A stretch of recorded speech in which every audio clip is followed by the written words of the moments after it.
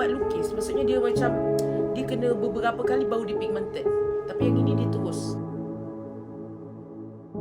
Tak, dia senang lukis, very pigmented, dan dia tak buat kita punya kulit tu sakit, nampak? Dia terus hitam. Beza dengan ini tadi kan. Dia dengan air, nampak tak? Lama-lama dia jatuh atau apa? Tak kacau. Ni bukan eyeliner air, tapi dia tulis kat situ waterproof. Nampak tak? First I lukis, dia dengan ini, kalau tadi tu very pigmented, betul tak sayang?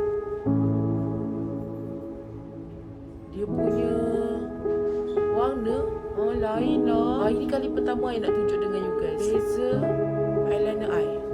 Sakit aku. Sampai dah dekat habis. I lukis banyak kali, dia tak pekat-pekat, tak bergerak kan? Tak gerak kan? Dan now